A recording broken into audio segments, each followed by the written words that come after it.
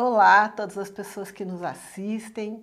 É com muita alegria que eu venho, nesse momento, acompanhada da minha colega, querida amiga Gabriela Brandão, advogada da União, que é a coordenadora do Grupo de Trabalho de Gênero do Comitê de Diversidade e Inclusão da Advocacia Geral da União, apresentar mais uma iniciativa desse tão frutuoso grupo de trabalho, né? Então eu tenho muito a agradecer a Gabriela, tenho muito a agradecer à Escola da AGU, tenho muito a agradecer à Ascom da AGU, que tem nos auxiliado nessas nossas iniciativas.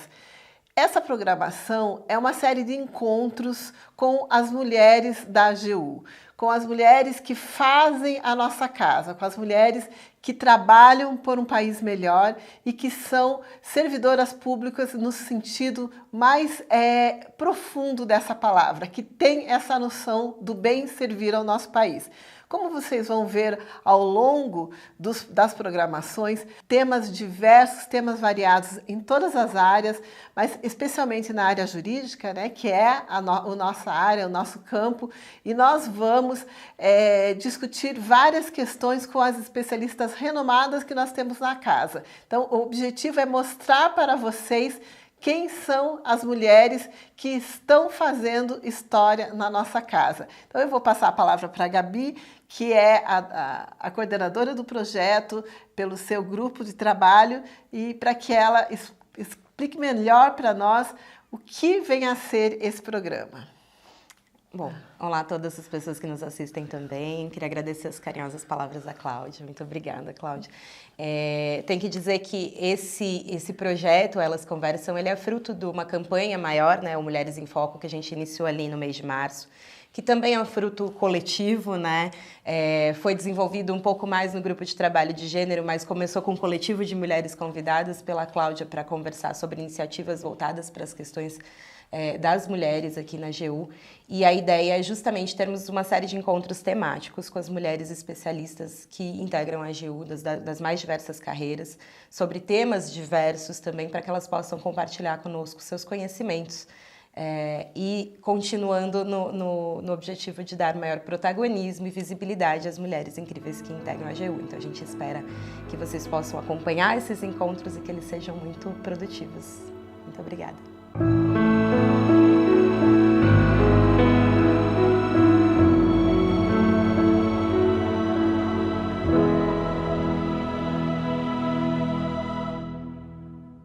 Olá a todos e a todas que nos assistem pela internet.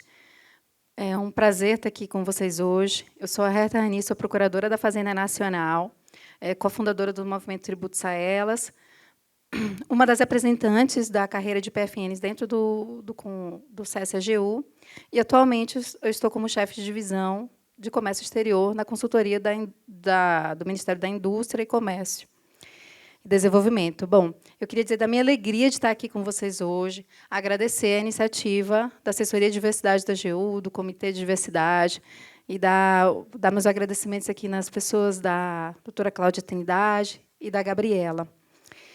E apresentar para vocês esse timaço que a gente tem aqui hoje, e a gente vai falar sobre Brasil Investimentos e Comércio Internacional. Ao meu lado, a gente tem aqui a Ana Raquel. Ela é procuradora da Fazenda Nacional, coordenadora de operações financeiras e atua desde 2009 no tema. Sua tese intitulada Arguição de Ilegalidade na Arbitragem do Investidor Estado recebeu o prêmio de melhor tese de 2018 e foi publicada pela editora Processo. Ela participou do programa Visit escolar da American University Washington College of Law e de vários treinamentos em mediação e arbitragem. Já escreveu diversos artigos sobre o tema e ela tem graduação em Direito, em Relações Internacionais e é mestre e doutora também no tema. Olá, muito obrigada pelas gentis palavras. É um prazer estar com vocês. Aqui a gente tem a doutora Fabiola Saldanha, mãe carioca vascaína, graduada em Direito pela Universidade do Estado do Rio de Janeiro, tem mestrado em Direito Internacional e Direito dos Investimentos, ingressou no Serviço Público em 1998, não parece, como procuradora da Fazenda Nacional, onde já atuou em diversas áreas e também acompanhou diversas negociações de acordos internacionais em matéria financeira, em especial acordos de facilitação de investimento. Fora do serviço público, ela integrou o time corporativo de escritório em Washington e atuou como consultora de organização internacional. Opa, obrigada. Palavras generosas. É uma alegria estar aqui, muito feliz de estar conversando com vocês sobre esse tema. E a Beatriz Nóbrega, ela é advogada da União, lotada na Procuradoria de Assuntos Internacionais da AGU. É graduada em Direito e em Comércio Exterior, além de ser mestre em Direito Internacional e Econômico e especialista em Relações Internacionais pela Universidade de Brasília. É doutoranda em Direito Internacional e Econômico pela Universidade de São Paulo. É ponto focal da AGU, na Associação Latino-Americana de Procuradorias e Advocacias Públicas, e representante da AGU no ponto de contato nacional para as diretrizes da OCDE. Foi coordenadora do Grupo de Trabalho sobre Arbitragem de Investimentos e Arbitragem Comercial e hoje integra, como representante, o Estado brasileiro em controvérsia de direito internacional. Obrigada, Herta. É um prazer estar aqui e tratar de um tema tão instigante, tão relevante para o direito internacional, para a economia internacional e, sobretudo, para o Estado. Agradeço o convite da Escola da AGU. Pois bem, começando aqui a nossa conversa, eu vou dar o pontapé inicial e provocar aqui alguns temas. Diversos esforços já foram feitos, ao longo de décadas para criar um quadro normativo internacional capaz de regular de forma abrangente os investimentos. E um tema que tende a se tornar cada vez mais relevante em razão da globalização econômica, da necessidade dos Estados receberem investimentos, da busca de harmonização de ordenamentos jurídicos e compatibilização das regras internacionais. E eu começo aqui perguntando para vocês, pedindo que vocês expliquem um pouco mais para quem está nos acompanhando sobre o tema geral do painel de hoje e por que a temática é relevante, por que interessa tanto ao Brasil e qual exatamente a função da PGFN e da AGU no tema. Olá, se vocês me permitirem começar aqui, dar o pontapé inicial. Bom, esse tema é um tema sempre relevante, porque passa um governo, começa outro governo, e todos querem trazer investimentos estrangeiros, para que o país possa crescer, gerar mais emprego e gerar renda. Então, esse tema do direito internacional dos investimentos, ele sempre está na moda, vamos dizer assim, e ele recebeu um tratamento especial, um microsistema legal, principalmente depois dos anos 60, que a gente assistiu, não, que eu nem era nascida nessa época, mas tudo bem, em que houve assim um processo de descolonização, então vários países começaram a tomar pé dos seus recursos naturais e exigir que estrangeiros que estavam com atividades econômicas foi expropriado esses investimentos e retomado, minério e tudo.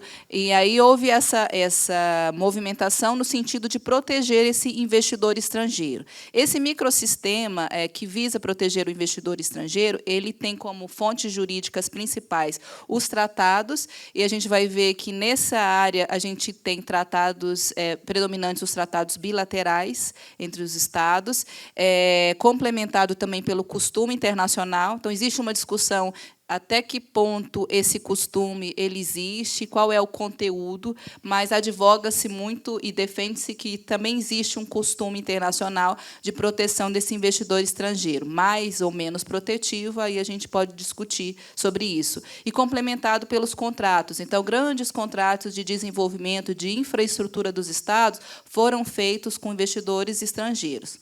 E o que contém o direito internacional dos investimentos? Ele contém cláusulas, principalmente de proteção à expropriação desses investimentos, seja ela feita de forma direta, através da retomada da propriedade, ou de forma direta, através do que os Estados impõem medidas restritivas até que o investimento ele perde o seu valor.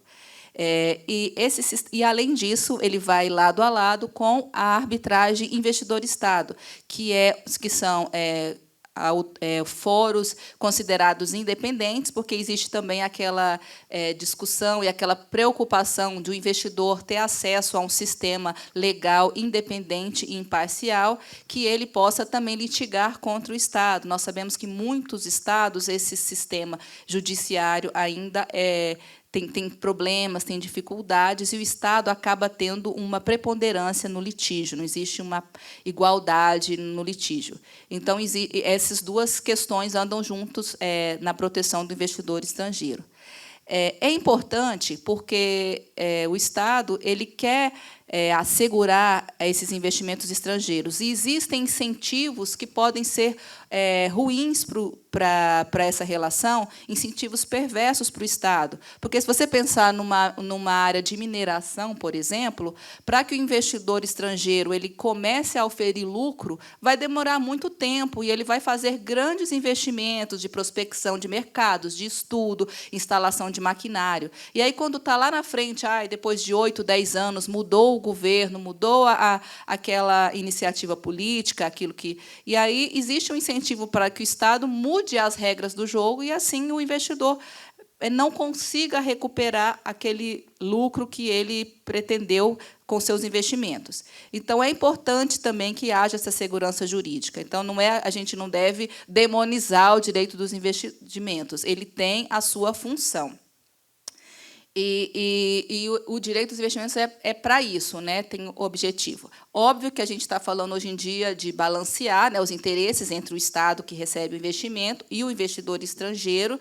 E o Brasil ele tem sido protagonista nessa área. Tivemos acordos negociados na década de 90, que não foram aprovados, que tinham cláusulas muito protetivas e eram muito desiguais. E hoje o Brasil tem um modelo novo, que são os ACFIs, Acordos de Proteção, Acordos de Cooperação e Facilitação de Investimentos, que trazem uma abordagem nova, né, de que a cooperação é mais importante, a facilitação, do que meramente outorgar proteção, que acontece após o litígio, né?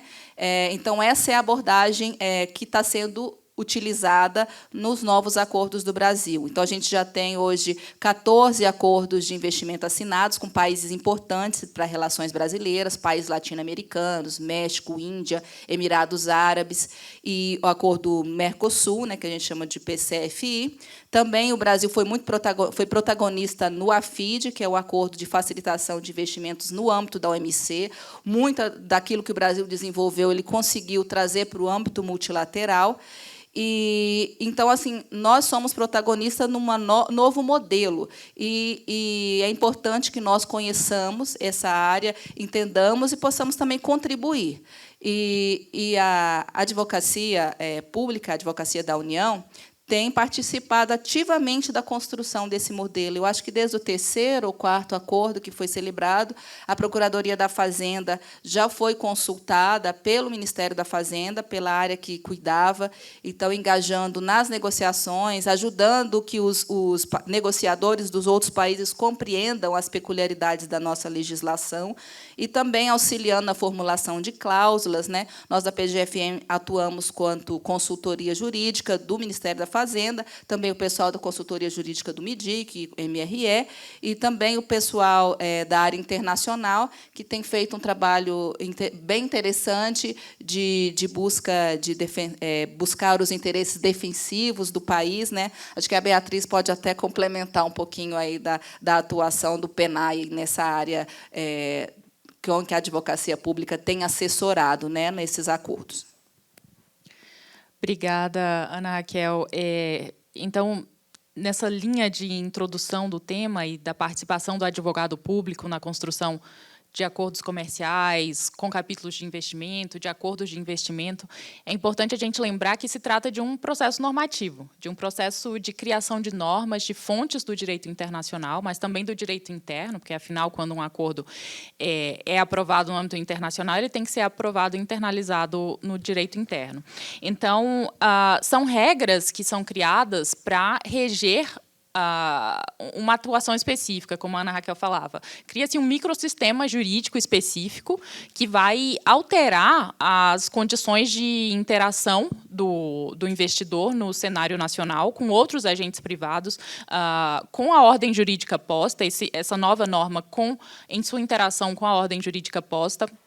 Também se altera o sistema de incentivos na arena internacional. Então, a gente consegue ver que é um fenômeno que extrapolem muito só o âmbito meramente econômico, precisando de uma visão jurídica que leve em conta questões de direito comparado, de direito internacional, do direito nacional, claro, e aí cada um desses setores com as suas complexidades, porque, como a Ana Raquel falava, direito internacional, a gente vai ter o direito internacional escrito, mas a gente vai ter também o direito internacional costumeiro. Então, com isso, a gente vê que tem várias problemáticas que surgem dessa negociação de acordos que podem impactar no direito regulatório do Estado, que podem impactar na possibilidade dele adotar medidas e políticas públicas de interesse público, e até mesmo constranger o seu espaço fiscal quando ele recebe indenizações vultosas desses juízos arbitrais que são instituídos por meio desses acordos de investimento.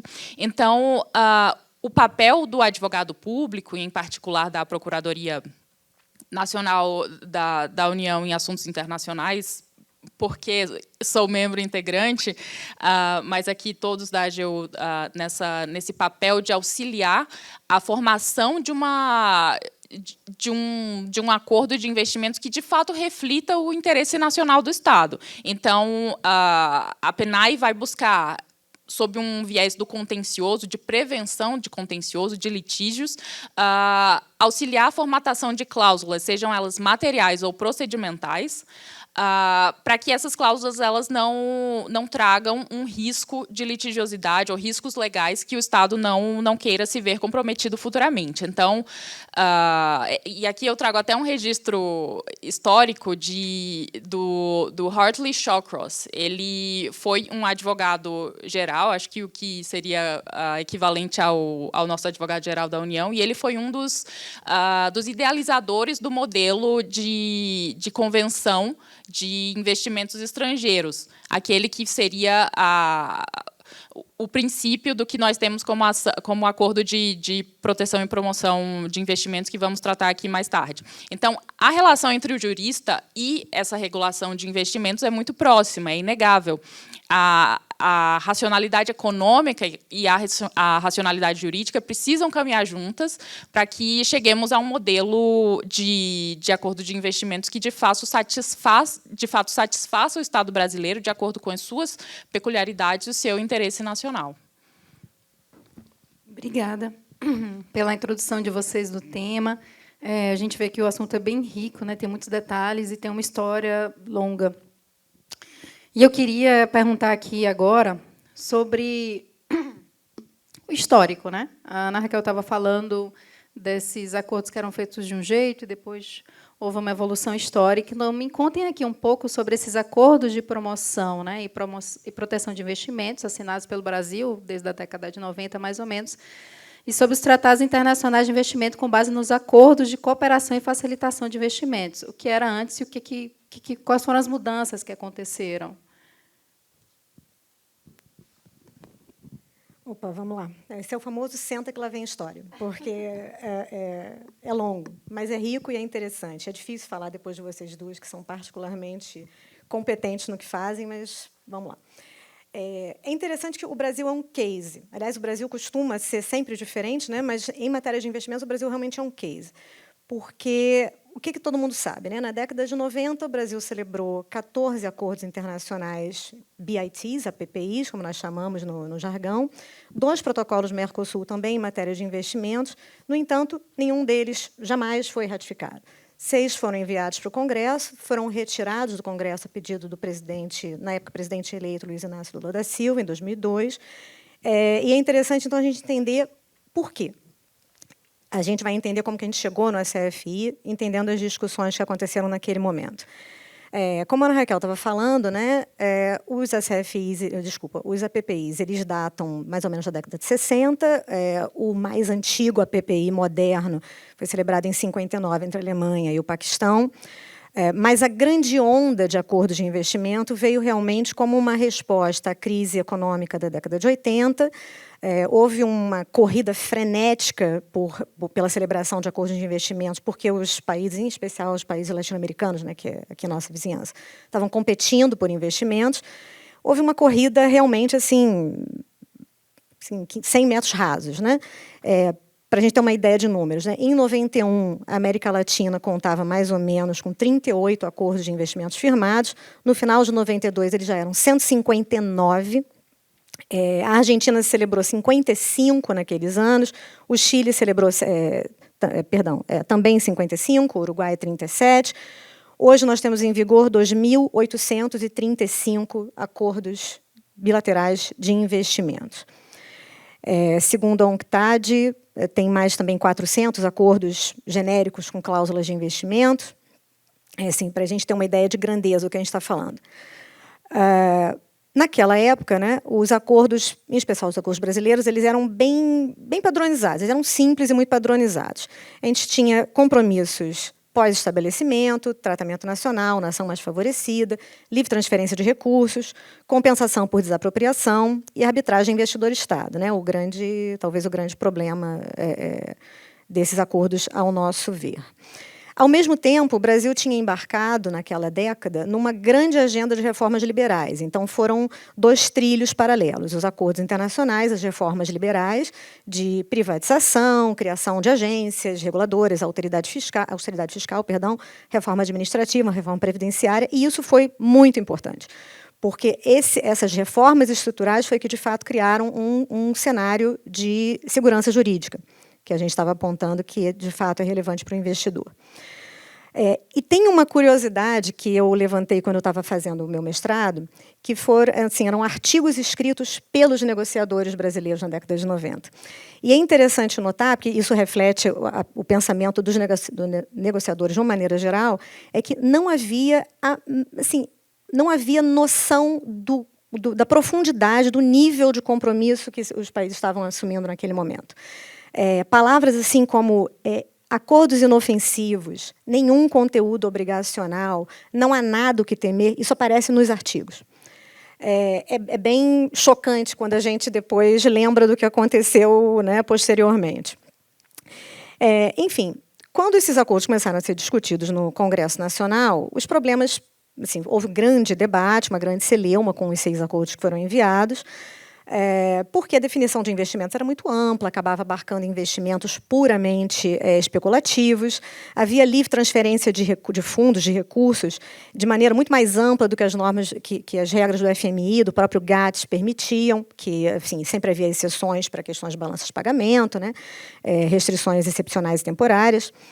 Quanto à desapropriação, a gente tinha algumas questões particulares, né? Com relação à desapropriação indireta, rapidamente se chegou a um consenso de que isso afetava sobremaneira a capacidade regulatória do Estado, em especial em matéria ambiental, em matéria social, saúde, porque, como a gente também hoje, vendo o histórico, a maioria das ações, das arbitragens em matéria de investimento decorrem de desapropriação indireta pela imposição de regras ambientais, saúde e outras que a Beatriz vai poder aprofundar para a gente, mas também com relação à desapropriação direta, porque, embora a Constituição Federal preveja de maneira bastante enfática que toda desapropriação deverá prever justa e prévia indenização em dinheiro, não é esse o parâmetro dos APPIs.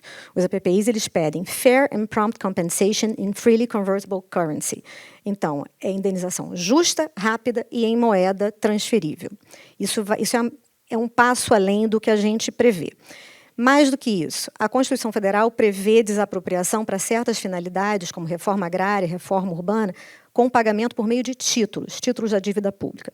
Sem falar que hoje a gente também tem confisco em matéria de trabalho escravo, culturas de plantas psicotrópicas.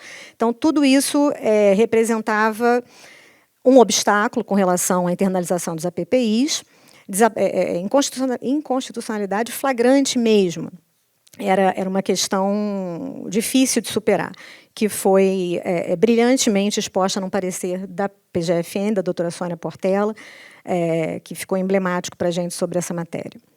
Mais do que isso, havia uma questão de inconstitucionalidade nos APPIs, que era a questão de dar um tratamento para o investidor estrangeiro que era muito mais benéfico do que o próprio investidor nacional jamais teria, inclusive quanto ao acesso à arbitragem, porque o investidor brasileiro jamais teria essa possibilidade de levar o seu próprio Estado a uma arbitragem em matéria de investimentos, e o estrangeiro, sim.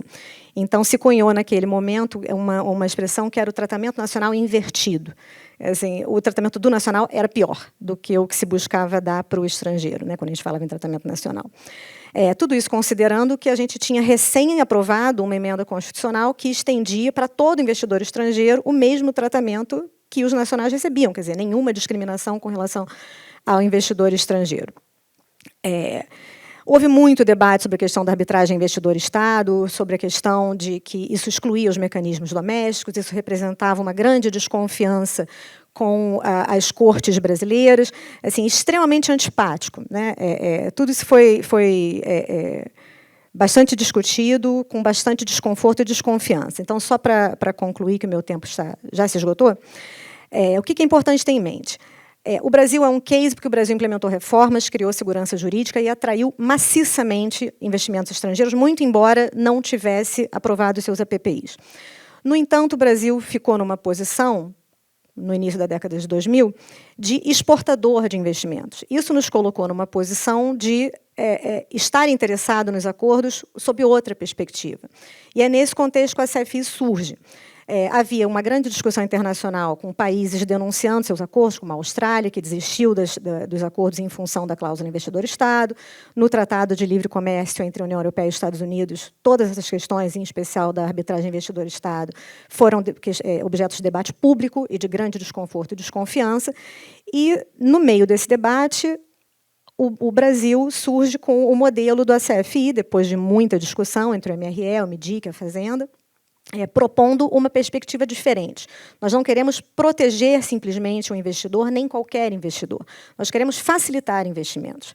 E, nesse contexto, nós temos um tratamento bastante diferente, focado nas políticas públicas, focado na transferência na fixação de pautas, na discussão, na solução pacífica de conflitos, na arbitragem Estado-Estado. Mas eu vou deixar que as minhas colegas evoluam nesse tempo, porque eu passei muito do meu tempo, como costuma acontecer, perdão. Enfim, devolvo a palavra para você, Herta, desculpa. Na verdade, assim, só para a gente complementar aqui, eu me lembro de uma anedota, não sei se você se lembra, que a gente ouvia durante as negociações, de que acordos típicos de proteção de investimentos, eles eram como um acordo pré-nupcial. Então, você já vai estabelecer tudo, quando houver um conflito, você fica com os filhos, você fica com o cachorro e tudo mais. Então, o investidor queria saber, se acontecesse algum problema, ele já sairia, né, não sairia perdendo. E que o ACFI ele tinha uma proposta de ser, na verdade, uma terapia de casal, né? Porque existem muitas disposições no ACFI de solução pacífica, de mediação. Você tem pontos focais que estão, por exemplo, no Brasil está na SE-Camex. Então, em vez do investidor ficar lá entrando com um processo arbitral e discutindo, e aí depois, óbvio, ele não vai querer sair sem nada, ele tem canais internos que facilitam a sua informação. Você tem o Comitê Conjunto, que é uma instância entre os dois estados, em que você pode trazer essas questões previamente à arbitragem. Então, buscou-se muito essas iniciativas de uma solução pacífica de controvérsias, e, caso não seja possível, aí você tem uma arbitragem entre estados. Então, você também não vai ter um investidor ali surfando, né, querendo encontrar um tratado mais adequado, querendo iniciar uma arbitragem que, muitas vezes, não tem essa visão do todo, né, da parte pública, do direito internacional, e meramente vê, às vezes, essa relação como uma relação privada, como uma relação comercial. E a gente sabe que é preciso, né, ter um olhar mais complexo sobre a relação entre o investidor e o Estado. Excelente essa senta que lá vem história, né? Essa história para a gente entender um pouquinho mais, né, dessas mudanças de governo e dos interesses brasileiros envolvidos. E aí, passando aqui para a próxima provocação, perguntar para vocês sobre as cláusulas. Que cláusulas, a Fábiola já começou um pouquinho aqui, mas que cláusulas costumam estar nesses acordos?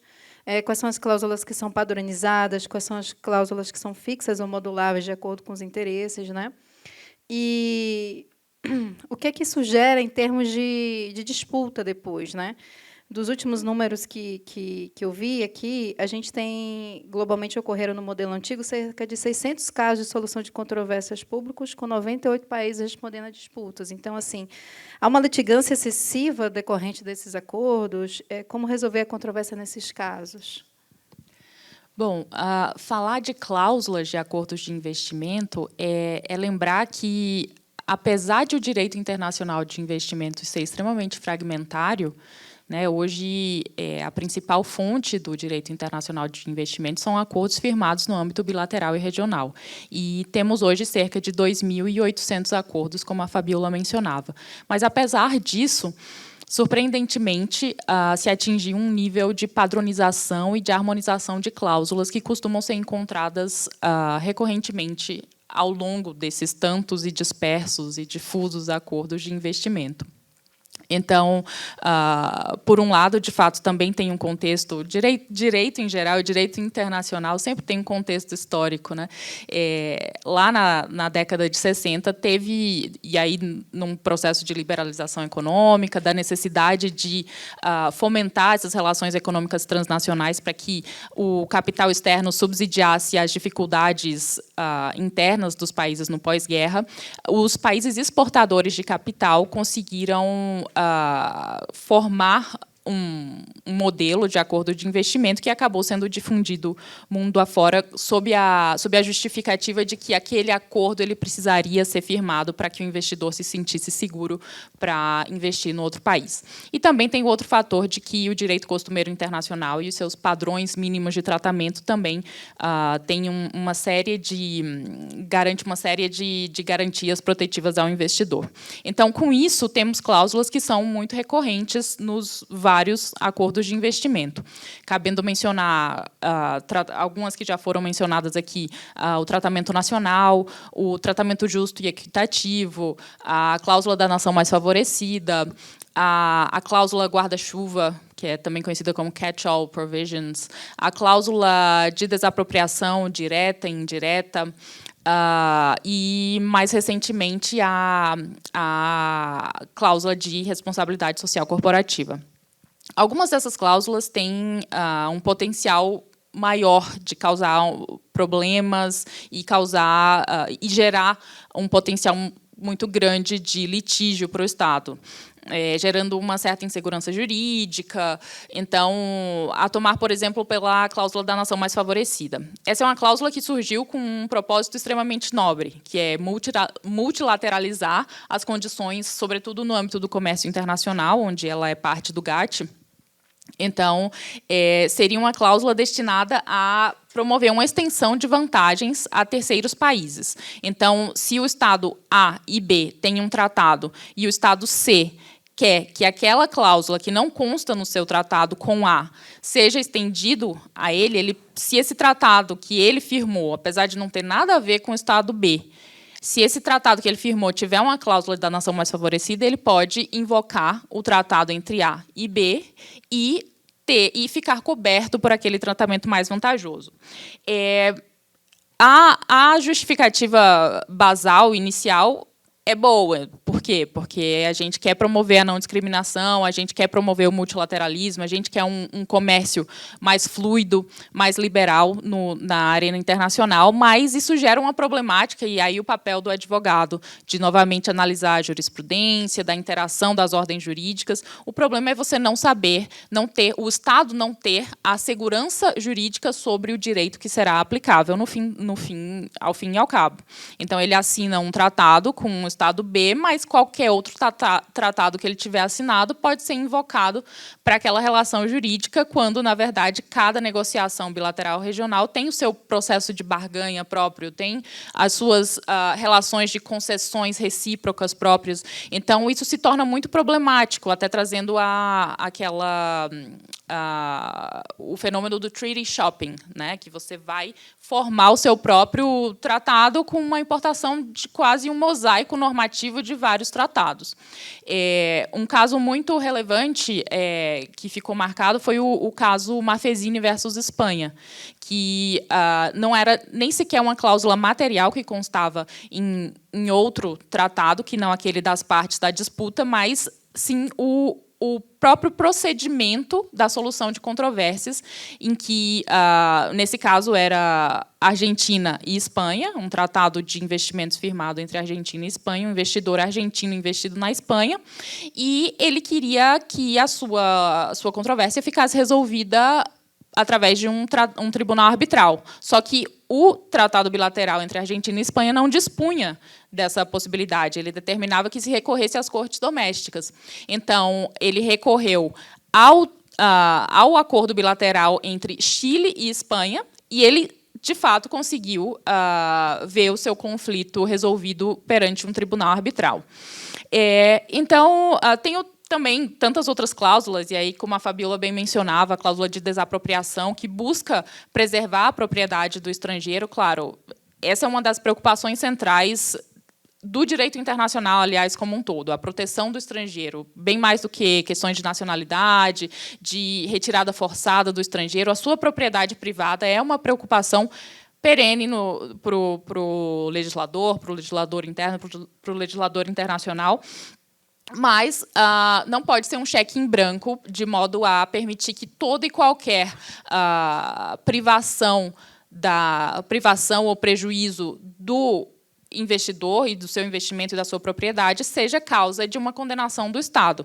Então, tem-se visto alguns casos muito problemáticos em que o Estado toma uma medida regulatória depois que o investimento já está estabelecido no seu território, conformado sob o guarda-chuva de um acordo de investimentos, ele toma uma medida regulatória que afeta esse investimento privado e, apesar de essa medida regulatória, uma mudança legislativa ambiental, por exemplo, que impeça a exploração de combustíveis fósseis, que hoje é o grande mote da preservação ambiental, ele vai ser penalizado e ele vai ser condenado a pagar vultosas indenizações e aí a restrição do espaço fiscal, como eu comentava inicialmente.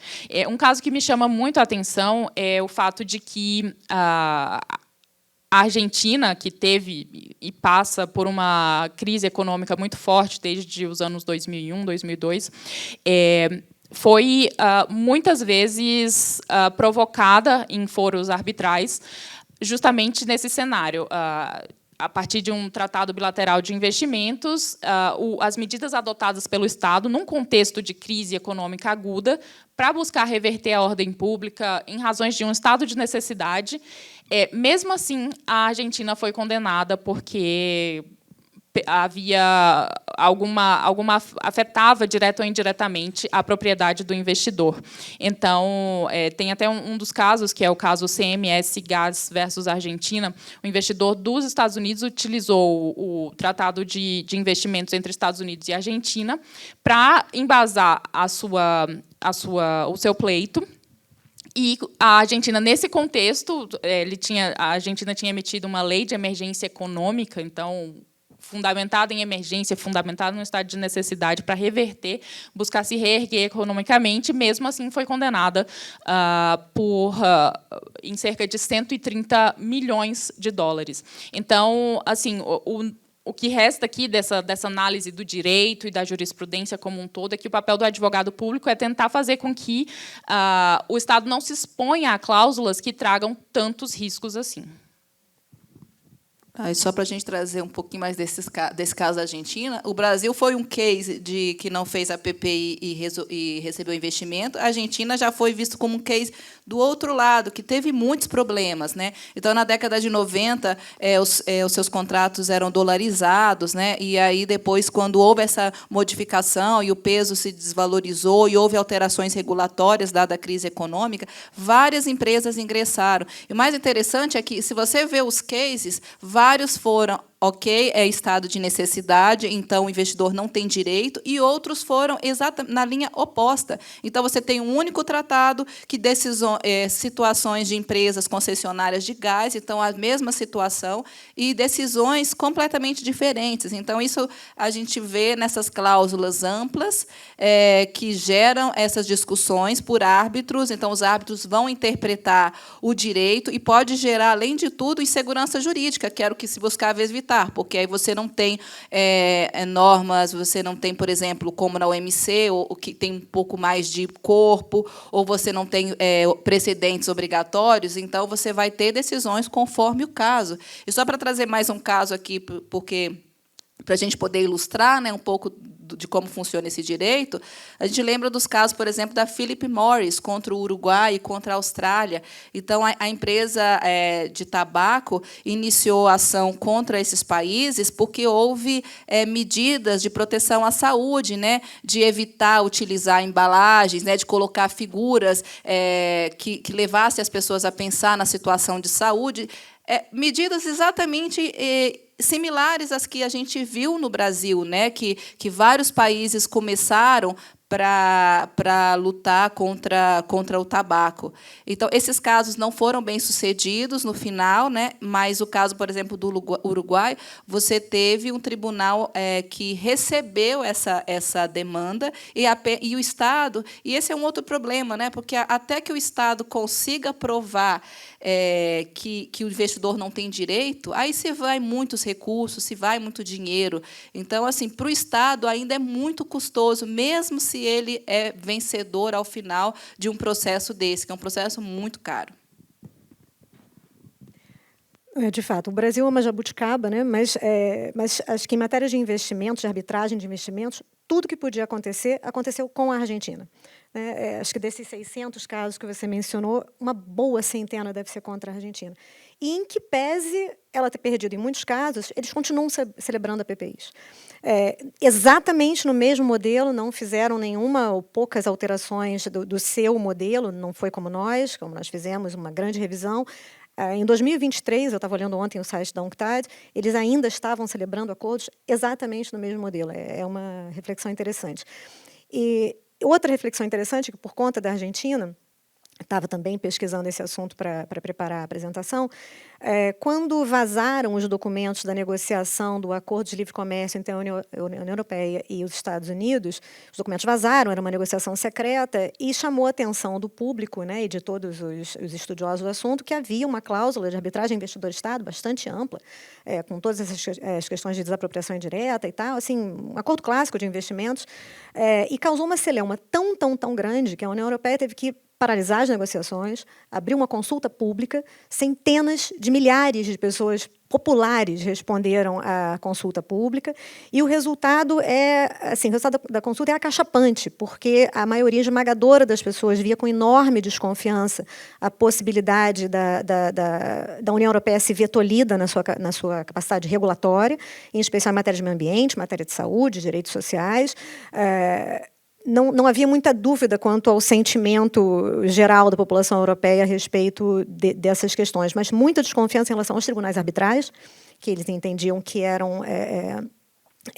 não eram independentes, eram parciais, eram muito pró-investidores, que é como a Ana Raquel falou, muito embora os tribunais muitas vezes reconheçam, não, de fato, havia um estado de necessidade, uma questão importante, ainda assim, pode fazer tudo isso, mas tem que indenizar o investidor. Você assumiu esse compromisso. Então, é uma matéria muito rica, muito interessante, como a gente está trazendo aqui, né? E muitos detalhes, né? Um mosaico de possibilidades. E que a gente vai, todo dia, assistindo uma coisa nova acontecendo, né? Inclusive pela mudança de pensamento de uma maneira geral. Então, por exemplo, antigamente se acreditava que o desenvolvimento, né, econômico de um país era tão importante que justificaria a atração desse investimento a todo custo, ainda que ele trouxesse outros tipos de prejuízo, né? Então, que os investimentos seriam virtuosos, então os aspectos positivos dos investimentos eram mais enfatizados e se esquecia, né, se dava menor importância a esses aspectos outros que fossem deletérios. Então, será que é tão importante para qualquer país do mundo trazer investimento a todo custo, né? Em outras palavras, haveria, né, um jeito da gente induzir a conduta do investidor para uma conduta mais responsável, socialmente responsável, para o desenvolvimento e para os direitos humanos, por exemplo? Esse é um tema bem atual, inclusive o ACFI tem esse diferencial, né, de ter cláusulas de responsabilidade social corporativa. A gente vê que ainda é tímido, né, porque sempre é aquela coisa dos melhores esforços, mas traz para dentro da discussão a conduta do investidor. Esse foi um tema que sempre me suscitou muitas discussões e eu achava muito interessante, tanto que foi, na verdade, o tema escolhido para a minha tese de doutorado, que foi como a conduta do investidor ela é vista nos tribunais arbitrais. Então, para isso, eu fiz um corte entre 2000 e 2015, todas as decisões públicas que tinham em sites do ICSID e do mecanismo adicional, e eu fiz uma catalogação desses casos em que havia uma argumentação do Estado de que o investidor violou alguma regra, seja regras como corrupção, direitos humanos, ou seja, simplesmente regras locais. Olha, não registrou, não obedeceu ao que dizia, por exemplo, a CVM do país, né? Então foram várias desses tipos de argumentação. Então, aqui, inclusive, esse foi o livro que resultou da minha tese de doutorado, que fala sobre a arguição de ilegalidade. Então, quando o Estado diz que houve uma ilegalidade por parte do investidor. Então, eu percebi os 60 casos que compuseram a amostra, que isso era pouquíssimo relevante. Então, assim, apenas casos muito graves, por exemplo, tem o caso lá do Duty Free, que o investidor confessou na audiência que entregou uma mala de dinheiro para ter acesso ao investimento para o oficial do Quênia. Outros casos em que houve fraude à licitação, assim, muito flagrante. Nos demais casos, houve... não, isso, então, não é muito relevante, porque os acordos eles são muito restritos, né? Eles não têm obrigações e nem deveres para o investidor, e o máximo que se consegue chegar é dizer, não, o investimento não foi feito de acordo com as leis do país anfitrião, que tem uma cláusula, quando vai definir o investimento, que tem que ser realizado, estabelecido de acordo com as regras. Então, as violações de leis ou conduta ilícita do investidor durante o seu investimento não é muito relevante. Então, a leitura desses casos mostrou que o comportamento do investidor não era relevante. Além dessa dificuldade de não haver obrigações nos tratados para o investidor, de não haver disposições materiais, você tem dificuldades processuais, porque a arbitragem ela precisa de consentimento. Então, o Estado ele presta o seu consentimento no tratado, e o investidor presta o consentimento quando ele ingressa com uma ação. Então, é preciso que o investidor ingresse com uma ação e para o Estado poder dizer, não, ele consentiu, então vamos trazer a sua conduta para dentro do processo. Então, isso seria possível mais como reconvenção. Então, tem essas dificuldades processuais, as dificuldades da ausência. Então, assim, alguns acordos, o Brasil tem isso nos seus acordos, outros acordos estão trazendo essa conexão. E a gente está discutindo isso, né, nessa inter-relação entre business e human rights. Então, você tem as guidelines da OCDE, você tem a discussão do acordo no âmbito das Nações Unidas, né, de empresas e direitos humanos, e uma preocupação de trazer essas comunidades afetadas dos estados anfitriões também para o processo. É uma questão mais difícil, porque você tem um perfil de árbitro muito negócio, né, muito comercial, então esses árbitros eles estão preparados para discutir temas tão sensíveis como direitos humanos, mas a gente já tem casos recentes aí, contra a Bolívia, por exemplo, em que houve uma alegação de que não ouviu a comunidade indígena local na hora de implantar o investimento. Então, vocês têm casos aí em que essa questão também é trazida para o âmbito, porque como a Herta falou, a preocupação do Estado de não apenas trazer investimento, mas trazer investimento responsável, né? Então, quando existir desastres naturais, a gente tem observado aí no Brasil envolvendo multinacionais, que você também tenha como responsabilizar essas empresas, você tenha também como buscar uma contrapartida dos investidores. Então, além de dizer, não, você tem obrigações, não pode ter obrigações, você tem deveres. Se o investidor quer gozar de determinados benefícios, que ele também possa ser responsável na sua conduta. Aqui é relevante, nesse grande tema conduta do investidor, a gente sublinhar a função indutora dos acordos de investimento. Então, através desses instrumentos, é possível dirigir e direcionar a conduta do investimento em prol de um investimento sustentável. Isso tem sido feito, e aí o Brasil é um dos pioneiros, pelo menos na região, isso foi até reconhecido recentemente em relatório da OCDE, no fato de instituir uma cláusula de responsabilidade social corporativa no seu modelo.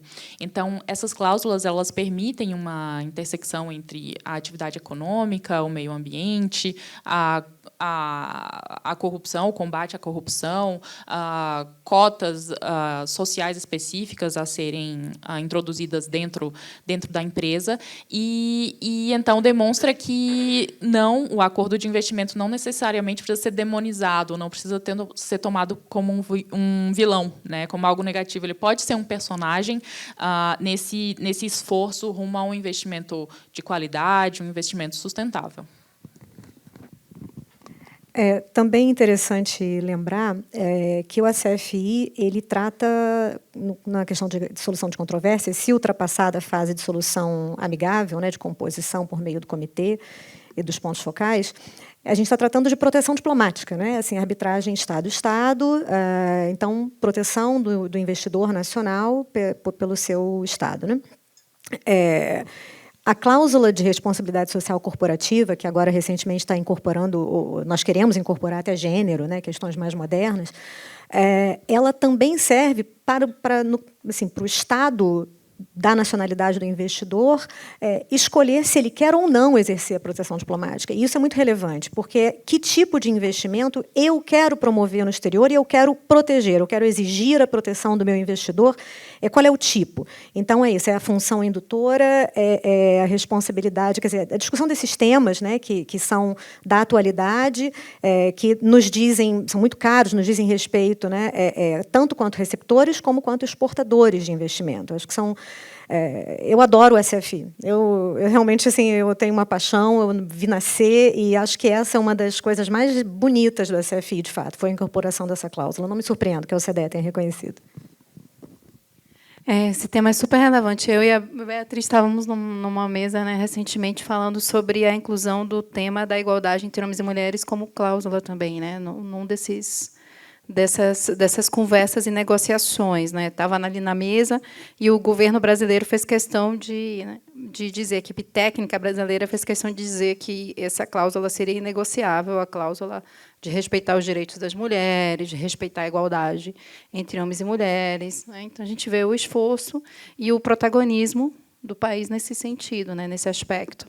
E, aproveitando aqui a fala um pouquinho da Fabíola, que ela estava dizendo que viu nascer, né, e tudo, fazer aqui um momento para a gente falar um pouquinho da trajetória, da vivência pessoal de vocês assim no tema. Como é que vocês chegaram nesse assunto, aspectos e curiosidades interessantes que vocês queiram trazer aqui para a gente fazer um momento assim de contar um pouquinho da história de vocês.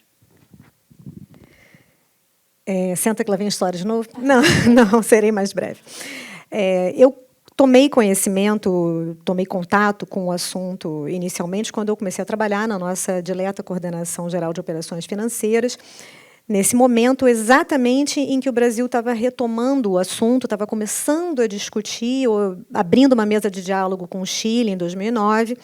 Eu comecei a estudar o tema, acompanhei várias das reuniões. Sim, foi interessante perceber assim, que a gente queria continuar a discutir, mas não naqueles termos, mas ninguém sabia exatamente como. Então, assim, é interessante olhar para trás hoje e ver que estava tudo ali na nossa cara. A gente só não estava tentando pensar fora da caixa, né, mas com uma certa dificuldade de botar a mão no que a gente queria, né? E foi relativamente rápido, né? 2008, 2009. Em 2013, a gente já tinha um modelo aprovado pela Camex, já tinha uma nota conceitual da Camex com o mandato do ACFI. Em 2015, a gente já estava assinando o primeiro acordo com Angola, janeiro de 2015, né? Foi ali o divisor de águas. E outra questão pessoal interessante, quando eu fui acompanhar a negociação com a Índia, e a Índia vem de uma tradição de BITs, né, PPIs tradicionais, eles não entendiam o modelo. Eles ficavam assim, mas para que um acordo de investimento que não tem uma cláusula de arbitragem investidor-Estado? Então, toda vez que a gente sentava com um parceiro novo para discutir, e tem sido assim sempre, a primeira etapa é explicar o ACFI. Explicar o que a gente quer, o que a gente pretende, de onde que a gente vem, para onde a gente quer ir, e voltando para essa questão super relevante de meio ambiente, saúde, gênero, a gente importar tudo isso para dentro do acordo. Isso é incrivelmente interessante de ver e perceber no rosto dos negociadores contrapartes a ficha caindo. Assim, então é isso que eles querem, né? É sempre um exercício interessante, muito enriquecedor para mim. Quando eu fui fazer o meu mestrado em Washington, a gente ainda não tinha iniciado o exercício da CFI como Estado, e o meu primeiro professor, Horácio Grigueira Naon, né, assim, me perguntou, mas para que você quer estudar investimento se o Brasil não tem acordos de investimento em vigor? Eu falei, just wait and see, assim, vai vir, pode esperar que vem. Então, assim, é uma longa trajetória, a gente está crescendo junto. Eu sou contemporânea da Fabiola nesse tema, né? A gente começou juntas desbravando esse tema. Eu vim da área de relações internacionais, né? Estudei relações internacionais e direito, e eu sempre quis exercer a profissão de forma a coordenar as relações internacionais com o direito. Então, o direito internacional sempre me fascinou, apesar de ter nascido e crescido no Goiás, né, sem ter muitas experiências internacionais na minha vida, até que cheguei à procuradoria, mas a coordenação me abriu os braços e eu comecei a me interessar por esse tema lá. E isso, assim, de forma interessante, a gente acaba aprendendo também a cada negociação, porque se vocês tiverem curiosidade de acompanhar, desde os primeiros ACFIs, eles foram muito rudimentares no sentido de cláusulas, de própria solução de controvérsias. E aí, com o tempo, hoje a gente tem um ACFI imenso, com muitas coisas, e aí eu até escrevi um artigo recentemente, que está saindo agora na editora Springer, se é uma evolução em direção ao mesmo. Porque a gente estava se questionando, em um momento, se a gente não estava se aproximando muito do APPI, né, trazendo muitas cláusulas de proteção. Mas isso faz parte da dinâmica da negociação, porque eu me lembro a gente negociando com Chile, negociando com Colômbia, parceiros muito liberais, com acordos muito liberais. Então, assim, você tem um ACFI, que é uma coisa totalmente diferente de um APPI, que é o modelo que eles estão usando. Como é que se chegou a um mínimo denominador comum?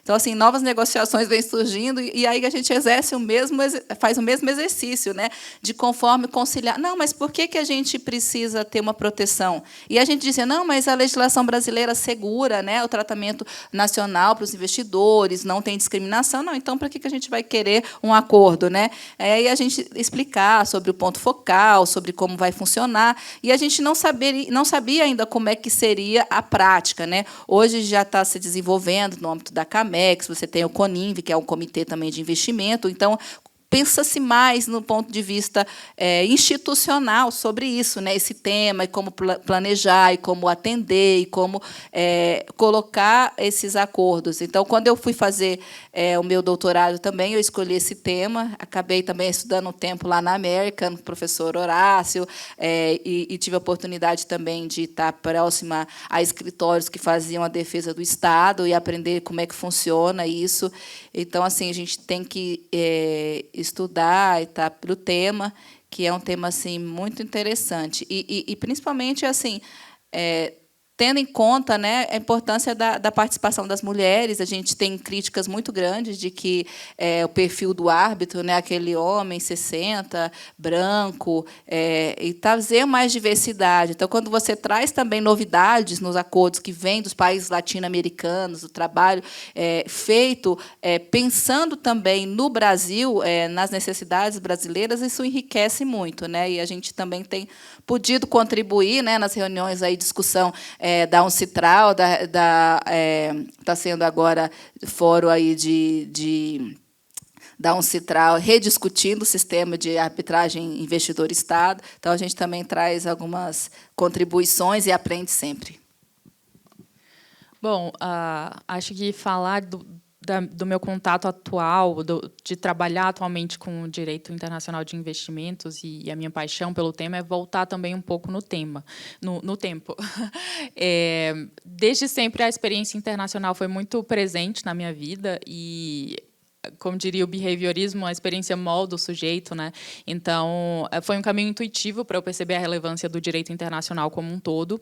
E, quando eu comecei a desbravar 2 graduações simultaneamente, o Direito e o Comércio Exterior, para mim isso ficou ainda mais evidente a relevância de estudar essa área de integração, de coordenação econômica entre Estados. Afinal, nenhuma nação vive em estado de isolamento econômico, precisando se engajar em relações internacionais nesse jogo de intercâmbio de vantagens comparativas. Então, o comércio internacional, as atividades econômicas transnacionais, de fato, surgiram para mim como um elemento-chave das relações internacionais, abrindo os meus olhos para atuar nessa área, né? Então, e até por um viés um pouco filosófico. Segundo Kant, o espírito do comércio, né, no livro dele, A Paz Perpétua, o espírito do comércio seria um elemento capaz de afastar os estados do espírito belicoso e levá-los a um espírito de união, de paz perpétua. Então, por vários contextos, experiência de vida, interesses acadêmicos, também fiz mestrado em Direito Internacional Econômico, Sistema OMC, Direito ao Desenvolvimento, meu doutorado é em Direito Internacional dos Investimentos, também acompanho as negociações do governo em acordos de investimento, e essa interação dessas ciências todas mostram, para mim, que fica muito evidente a relevância do papel do advogado público em informar o Estado, em subsidiar a sua tomada de decisões em prol de marcos normativos que sejam mais seguros, que sejam mais confiáveis e que não tragam tantos riscos como a gente tem tratado aqui ao longo dessa conversa. Olha, o tema é riquíssimo, né? Dá horas e horas de conversa, com certeza. Cafezinho, almoço e janta, né? Muitos detalhes, muitas histórias. Senta que lá vem história. E uma pena, mas já encaminhando aqui para o final, tendo adorado a nossa conversa, né? Ia perguntar aqui para vocês o seguinte, né? E o futuro, né? Quais os desafios que vocês visualizam para o tema, inclusive no contexto do trabalho desenvolvido dentro da PGFN, dentro da AGU. O que vocês esperam, assim, com as perspectivas? Bom, acho que, pelo que a gente colocou aqui hoje, são muitos desafios em vários setores, em várias áreas, economia, jurídica. Por isso que existe todo um esforço transversal no governo de trabalhar em cima de um modelo ideal de acordo de investimentos próprio ao Estado brasileiro, a nossa condição específica, não necessariamente importando um modelo que já vem de outros estados, que serve a eles, mas talvez não a gente. Então, eu acho que o desafio maior e o papel da advocacia pública nesse processo vai ser encontrar um meio termo ideal para conseguir equalizar o interesse do investidor e o interesse do Estado, né, numa tentativa de fornecer um ambiente de investimento seguro, estável, transparente, protetivo ao investimento, mas sem pôr em risco o Estado, a sua autonomia regulatória, o seu interesse nacional. Então, o nosso papel continua sendo subsidiar a tomada de decisões do Estado na formação de um marco normativo de investimentos com essas características. E, claro, também buscar tirar desse instrumento o melhor possível para que o investidor que chegue à economia nacional, que impacte a comunidade local, ele tenha efeitos positivos, que ele traga investimentos não só de quantidade, mas investimentos de qualidade. E sempre o viés do potencial litigioso, que é a PNAE, né, e o núcleo de controvérsias em direitos econômicos, que é o núcleo que eu integro na Procuradoria Nacional da AGU, em assuntos internacionais. Então, pelo viés litigioso, né, porque tratamos com contencioso, a gente também evitar que, através desses compromissos que se estipulam em acordos de investimento, o Estado forneça um cheque em branco para juízos arbitrais que acabem tendo um crivo revisório ilimitado sobre as medidas regulatórias do Estado. Esse é um cuidado muito grande que a gente tem que ter, porque, pelos casos que mencionamos aqui, por exemplo, da Argentina, muitas vezes medidas tomadas propriamente no interesse público, seja para reverter uma crise econômica, seja para garantir uma transição energética, são penalizadas porque o parâmetro de legalidade daquela medida passa a ser o acordo de investimentos, que muitas vezes traz cláusulas abertas, amplas, subjetivas, dando ao julgador daquela disputa de investimento um amplo poder para realmente revisar a medida regulatória, e isso à revelia até mesmo da participação popular na tomada de decisões. Então, acho que são muitos desafios, mas é para isso que a gente está aqui.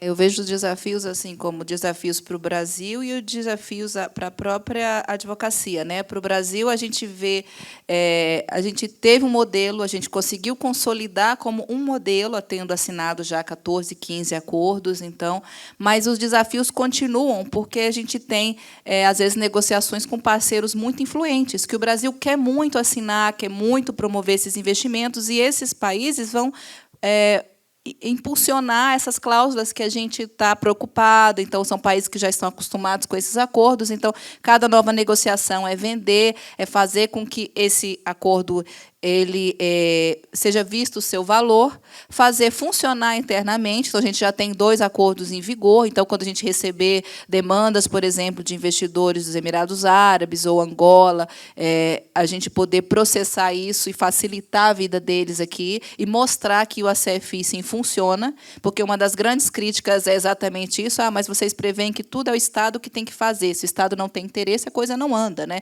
Então, a gente tem que mostrar que a gente tem o interesse em socorrer esses investidores.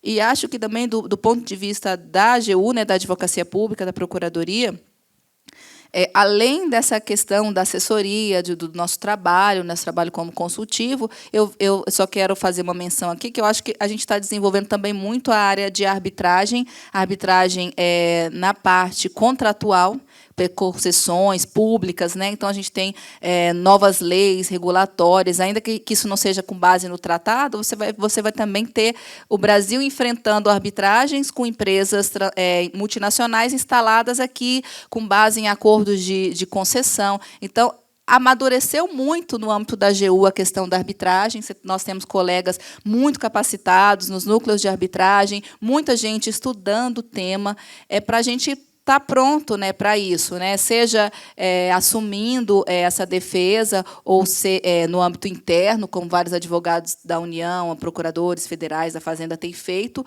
como também prestar subsídios. Então, se a gente for demandado em arbitragens internacionais, a gente está pronto para atuar diretamente com os escritórios e fornecer toda a informação, e está pronto para atuar tanto na parte prévia, preventiva, quanto também na parte consultiva, ou contenciosa. O Brasil já tem uma estrada boa em termos de amadurecimento institucional, desde 1996, com a lei de arbitragem. Depois, em 2002, nós ratificamos a Convenção de Nova York de reconhecimento e cumprimento de sentenças arbitrais. Tudo isso foi criando a massa crítica, foi induzindo esse amadurecimento. Ultrapassamos a questão, inclusive, se a administração pública podia arbitrar e quando podia arbitrar, em que casos. Isso vem sendo trabalhado, é um trabalho de formiga, mas ganhou corpo, ganhou tradição. Nós temos grandes escritórios que trabalham com arbitragem comercial e a administração pública trabalhando, como a Ana Raquel falou, inclusive dentro da própria administração pública. Nós temos arbitragens e mediação dentro dos próprios órgãos, entre os órgãos da administração pública, né? Então, acho que a gente está preparado e continua a se preparar.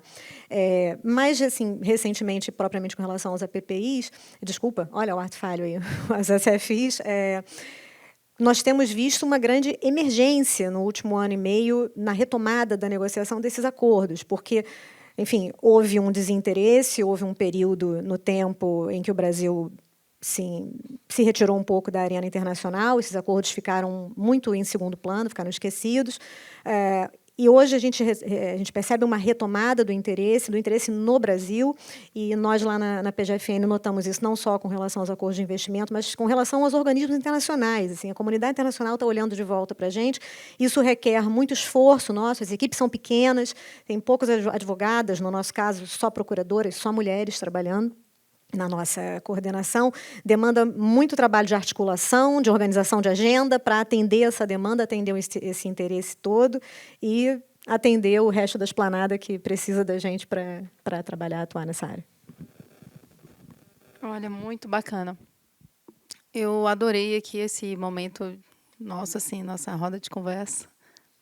Achei super interessante, acho que ficaram vários pontos assim, que daria para a gente debater mais, que daria para a gente conversar mais, que daria para a gente trabalhar, mas aí fica um convite para quem está nos assistindo, estudar mais sobre o assunto.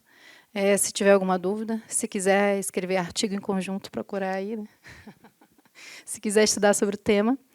E queria agradecer aqui, já encerrando, agradecer o tempo de vocês, agradecer a presença, agradecer vocês terem aceito o convite para estar aqui, agradecer também a equipe da Escola da AGU, que está aí por trás das câmeras, nessa questão de luz, som, né, posicionamento e tal, todo o preparo. Muito obrigada por ajudar a gente. Agradecer a assessoria de diversidade da AGU, agradecer ao Comitê de Diversidade e Inclusão da AGU, agradecer a oportunidade de uma maneira geral e a todos vocês. Não sei se vocês querem também comentários finais. Agradecer mesmo pela oportunidade. Acho que o tema é extremamente relevante para o Estado brasileiro, para a sua posição, a sua inserção internacional na economia internacional. Então, quero mesmo deixar o meu agradecimento pelo convite. Foi um prazer.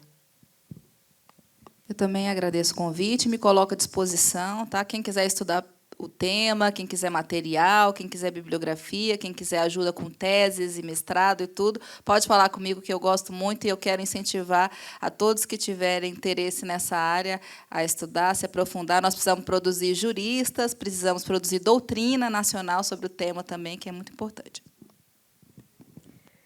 Mais uma vez, agradecer, repetir o que os colegas aqui já falaram, agradecer o convite, agradecer a equipe da escola da AGU, que, enfim, conseguiu botar todo mundo junto aqui no mesmo dia, já foi um desafio. Agradecer a equipe técnica, que foi super rigorosa aqui na organização, com som, com luz, com mesa, com água. Foi uma experiência deliciosa. E dizer que a gente precisa trazer mais mulheres para discutir esse tema. Eu acho que todas nós aqui podemos confirmar que, tirando o corpo jurídico, normalmente as equipes negociadoras são majoritariamente masculinas. Então, precisamos trazer mais mulheres, engajar mais mulheres para estudar e discutir o tema. É rico, é interessante. Espero que vocês tenham podido perceber assim, a nossa paixão coletiva aqui pela matéria e atrair interessados, né? Muito obrigada. Obrigada, gente. Curtam, comentem e entrem em contato para mais dúvidas também. Comprem um livro, os livros, né? #Elas Conversam.